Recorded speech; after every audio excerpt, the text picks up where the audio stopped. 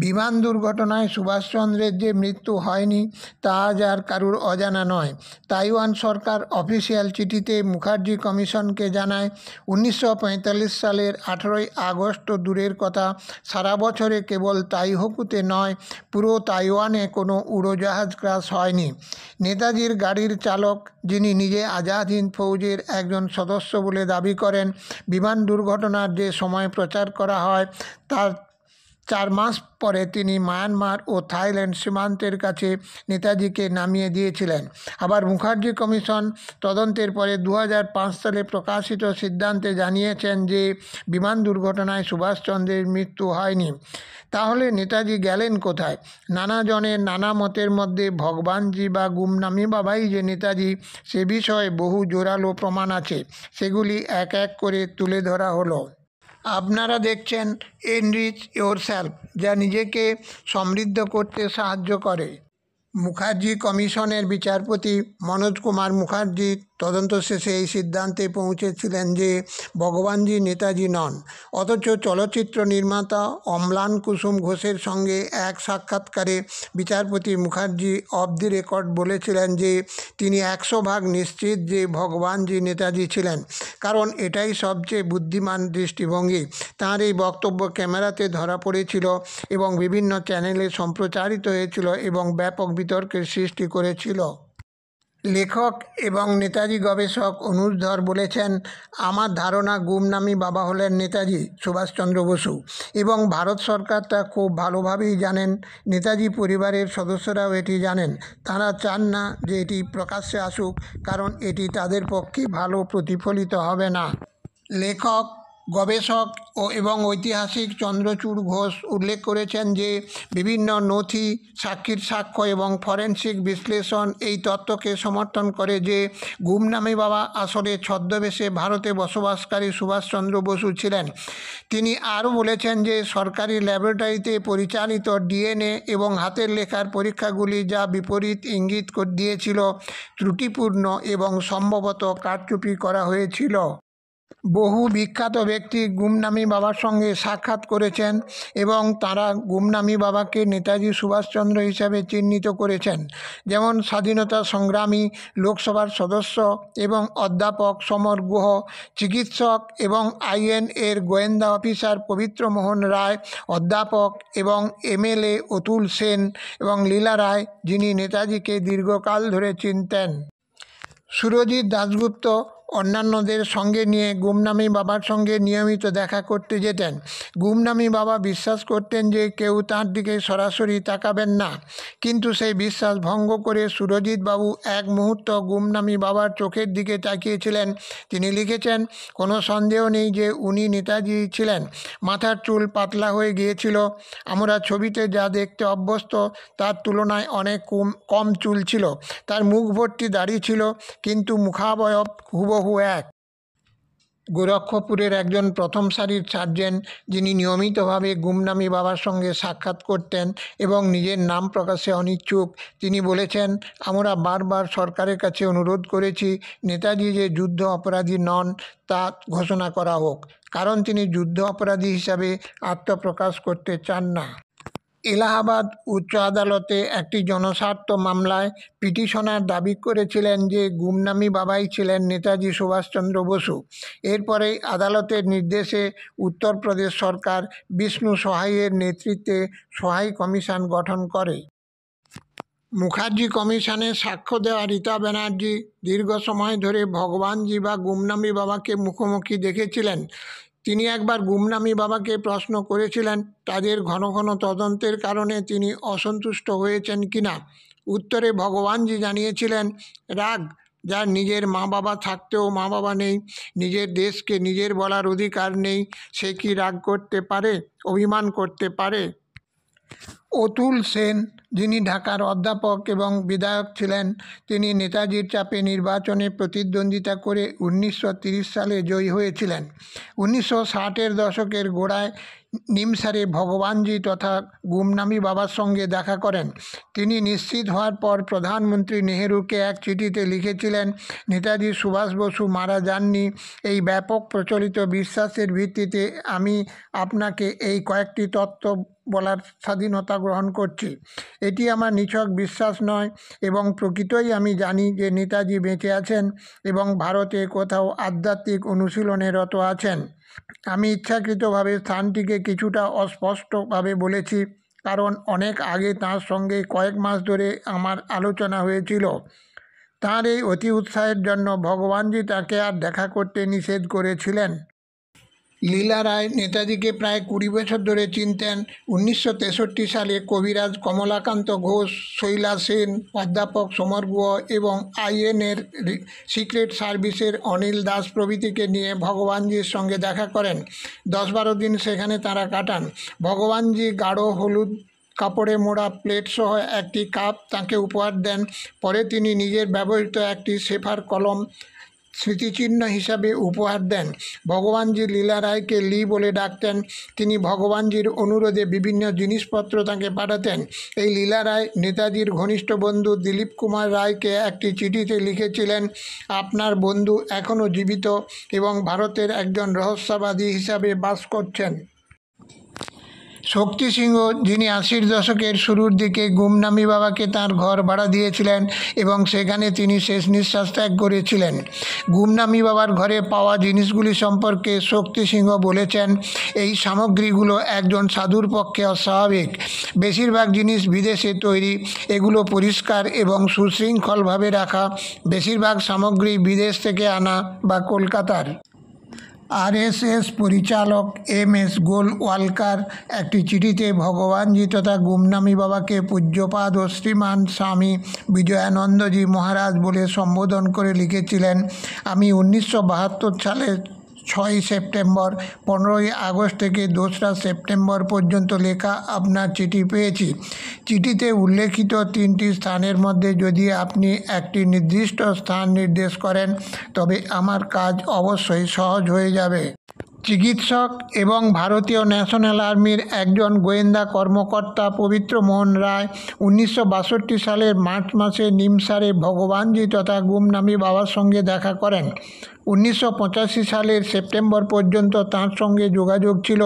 শুধু চিঠির আদান প্রদান নয়, তিনি ভগবানজির কাছ থেকে নোট নিতে শুরু করেন এবং গোপন ডায়েরিতে লিখে রাখতেন, যা 2019 সালের পরে মহাকাল কথন নামে বই আকারে প্রকাশ করেন। নেতাজির ভাইঝি ললিতা বসু নথি, চিঠি এবং অন্যান্য তত্ত্বের ভিত্তিতে দাবি করেন গুমনামি বাবাই নেতাজি। গুমনামি বাবার মৃত্যুর পর তার ঘরে পাওয়া জিনিসপত্র দেখে তিনি স্বীকার করেছেন যে সেগুলি তার কাকা সুভাষচন্দ্র বসুর। তিনি আদালতের দ্বারস্থ হলে আদালতের নির্দেশে গুমনামি বাবার ঘর থেকে পাওয়া জিনিসপত্র 24টি ট্রাঙ্কে ভরা হয়েছিল। বহু বিশিষ্ট ব্যক্তির চিঠি ভগবানজির বাসায় পাওয়া গেছে। নেতাজি অনুরাগী অধ্যাপক, 3বারের সাংসদ সমর গুহর লেখা বহু চিঠি গুমনামি বাবার জিনিসপত্রের মধ্যে পাওয়া গেছে। চিকিৎসক, আইএনএর একজন গোয়েন্দা কর্মকর্তা পবিত্র মোহন রায়ের লেখা চিঠি গুমনামি বাবার জিনিসপত্রের মধ্যে পাওয়া গেছে। তেমনি শ্রী রায়ের কলকাতার বাসায় গুমনামি বাবার বহু চিঠি উদ্ধার করা হয়েছে। ভগবানজির বাসা থেকে পাওয়া গেছে বসু পরিবারের সদস্যদের লেখা চিঠি, বিপ্লবী ত্রৈলোক্যনাথ চক্রবর্তীর চিঠি, যা 1963 সালে লেখা এবং যাতে তিনি নেতাজির সঙ্গে মান্দালয় জেলে সময় কাটানোর কথা লিখেছিলেন। পাওয়া গেছে আরএসএস পরিচালক এম.এস. গোলওয়ালকারের চিঠি, যা থেকে স্পষ্ট যে ভগবানজি তাঁকে চিঠি লিখতেন। এছাড়া পাওয়া গেছে দেশবন্ধু চিত্তরঞ্জন দাসের স্ত্রী বাসন্তী দেবীর চিঠি, যাকে নেতাজি মা বলে ডাকতেন।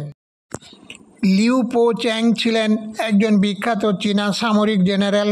শিবপ্রসাদ নাগ নামক এক লেখক 1950 সালে লিউ পো চ্যাং और নেতাজি নামে একটি বই লিখেছিলেন। ভগবানজির জিনিসপত্রের মধ্যে শিবপ্রসাদ নাগের চিঠি সহ বইটির একটি কপি পাওয়া গেছে। আবার শ্রীনাগকে লেখা ভগবানজির একটি চিঠি পাওয়া গেছে। তাতে বাংলায় লিখেছিলেন, যাকে তুমি বহুদিন আগে জেনেছিলে তাকে ভুলে যাও, সে মরে ভূত হয়ে গেছে। তাই সে লোকটার মাপকাঠিতে এই শরীরকে বোঝার চেষ্টা করলে ভুল করবে। সেই আগের তিনি আর নেই। বাইরের থেকে এখন ভেতরের সে এক মৃত ভূত, ভাবলেশহীন, স্থবির এবং সবার ধরাছোঁয়ার বাইরে। শিকাগো ট্রিবিউনের একজন যুদ্ধকালীন সংবাদদাতা ছিলেন আলফ্রেড ওয়াগ। তিনি 1945-এর 29শে আগস্ট এক প্রেস কনফারেন্সে কেন নেতাজিকে যুদ্ধ অপরাধী হিসাবে গণ্য করা উচিত নয় সে সম্পর্কে জওহরলাল নেহরুকে খোলাখুলিভাবে চ্যালেঞ্জ করেছিলেন এবং দাবি করেছিলেন যে নেতাজি বেঁচে আছেন এবং 4 দিন আগে তাকে সাইগনে দেখা গেছে। ভগবানজি তথা গুমনামি বাবার মৃত্যুর কয়েক সপ্তাহ পর অশোক ট্যান্ডন, রামতীর্থ বিকাশ এবং চন্দ্রেশ কুমার শ্রীবাস্তব নামক কয়েকজন সাংবাদিক নয়ে লোক ফৈজাবাদ নামক দৈনিক পত্রিকায় তাঁর জীবনী প্রকাশ করেন। আবার অশোক ট্যান্ডন 1986 সালে গুমনামি সুভাষ নামে একটি বই লেখেন। প্রায় ওই সময়ই উত্তর ভারত পত্রিকা নামে একটি পত্রিকায় গুমনামি বাবা বা ভগবানজিকে নিয়ে নেতাজি সম্পর্কে একটি ধারাবাহিক প্রকাশিত হতে থাকে। ভগবানজির কিছু উদ্ধৃতি স্পষ্ট করে দেয় যে তিনি কোনো সামান্য মানুষ নন, স্বয়ং সুভাষচন্দ্র। যেমন, একজন মানুষকে বোঝার জন্য আপনাকে বুঝতে হবে যে তিনি কোন কাজ করেছেন এবং কোন ভিত্তির উপরে দাঁড়িয়ে আছেন। আমার সবচেয়ে প্রিয় মা ছিলেন রামকৃষ্ণ পরমহংসদেবের সরাসরি দীক্ষিতা শিষ্যা। আমার প্রথম শিক্ষক ও শাসক অভিভাবক আমাকে ত্যাগ করার মতো এক মিশনারি উদ্যোগ এবং সমস্ত লড়াই জয় করার শক্তি জুগিয়েছিলেন। আমি কখনো নিজের সঙ্গে মিথ্যা বলিনি।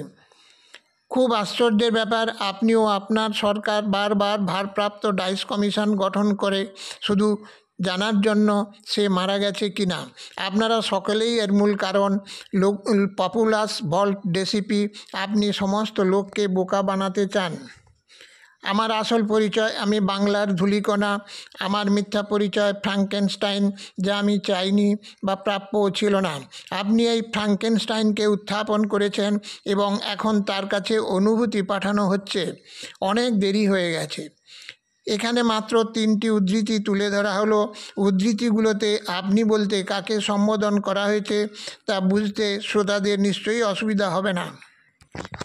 গুমনামি বাবার জিনিসপত্রের মধ্যে একটি ছোট্ট স্লিপ পাওয়ার কথা সহায় কমিশনের বিষ্ণু সহায় স্বীকার করেছেন। তাতে লেখা ছিল, হরিপুরা ও ওয়েলিংটনের মধ্যে যা ঘটেছিল তা না হলে জীবন অন্যদিকে যেতে পারত। স্মরণ করা যেতে পারে, হরিপুরায় নেতাজি সুভাষচন্দ্র বসু কংগ্রেস সভাপতির পদে নির্বাচিত হয়েছিলেন, আর ওয়েলিংটনে তিনি কংগ্রেস সভাপতির পদ থেকে পদত্যাগ করেছিলেন। এলাহাবাদ হাইকোর্টের একটি বিবৃতি স্মরণ করা যেতে পারে, যেখানে গুমনামি বাবার সামগ্রীকে জাতীয় সম্পদ বলা হয়েছে। বিবৃতিটি হলো, এখনও পর্যন্ত বৈজ্ঞানিক পদ্ধতিতে গুমনামি বাবার বিষয়ে কোনো চূড়ান্ত সিদ্ধান্তে পৌঁছানো যায়নি এবং নেতাজি কথিত দুর্ঘটনাজনিত মৃত্যুর সাথে যুক্ত ঘটনাগুলিও অনিশ্চিত হয়ে গেছে। তাই গুমনামি বাবার সমস্ত নথি ও সামগ্রী গবেষক এবং ভবিষ্যৎ প্রজন্মের জন্য সংরক্ষণ ও রক্ষা করা আবশ্যক।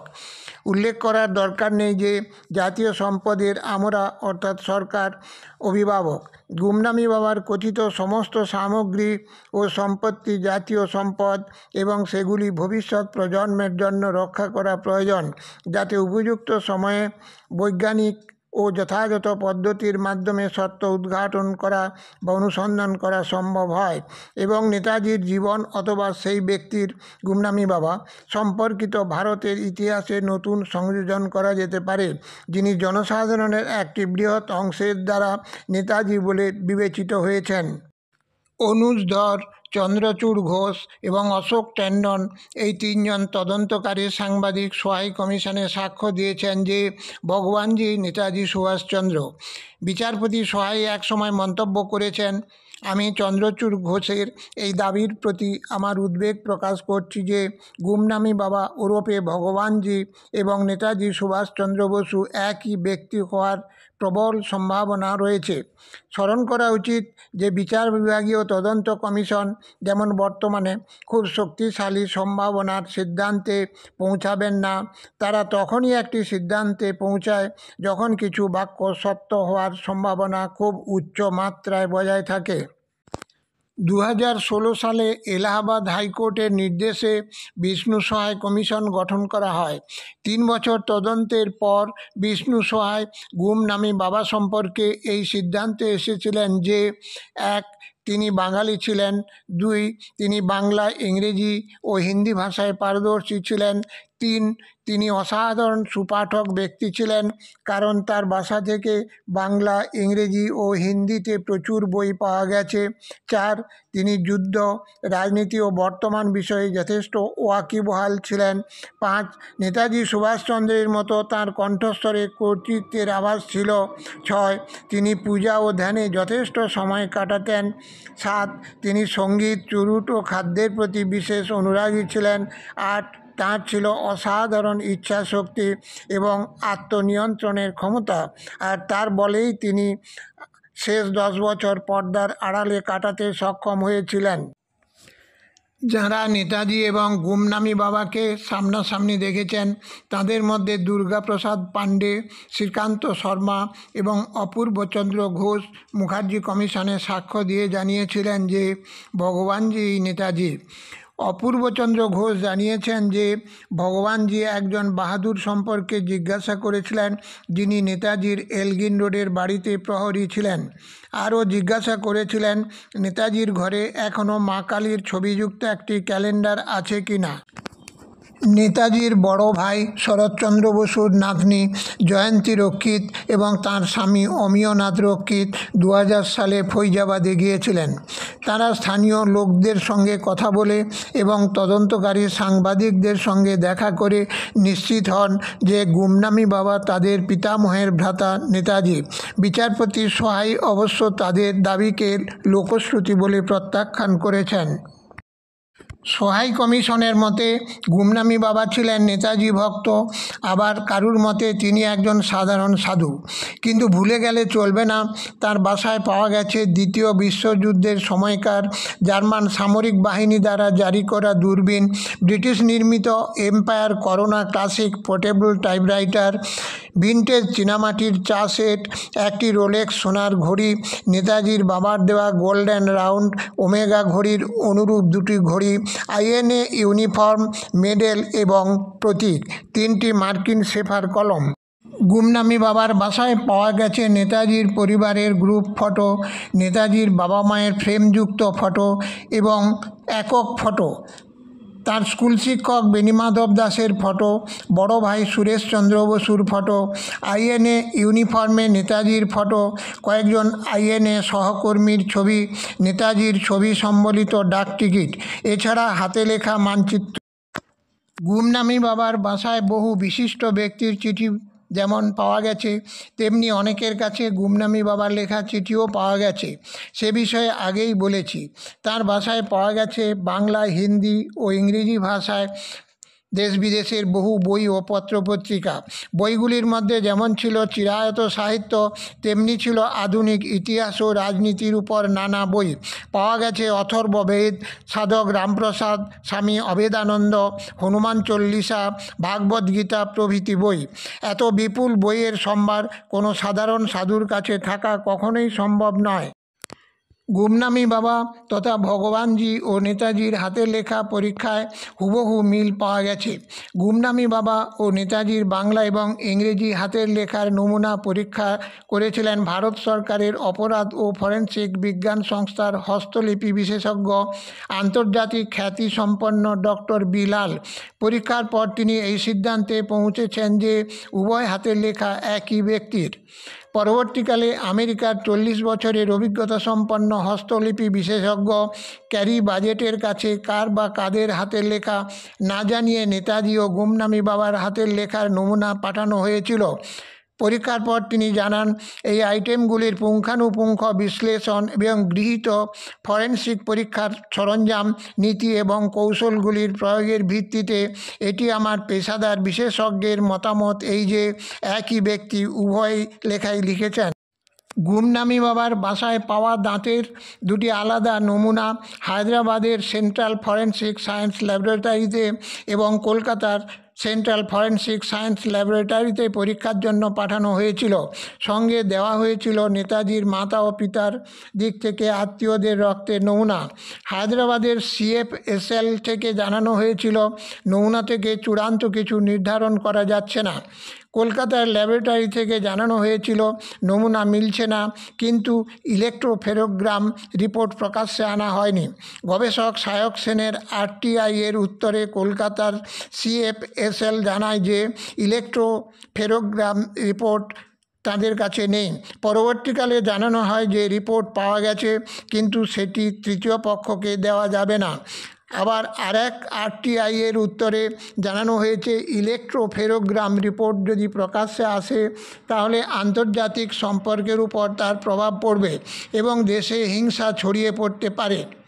গবেষক চন্দ্রচূড় ঘোষের বক্তব্য, একজন অজানা লোকের ডিএনএ টেস্টের ইলেকট্রোফেরোগ্রাম রিপোর্ট পেশ হলে দেশের সার্বভৌমত্ব ক্ষুণ্ণ হবে, এটা তো বিপজ্জনক যুক্তি। তাহলে রহস্য যে রয়েছে তা স্বীকারই করা হলো, এটা ফরেনসিক জালিয়াতি।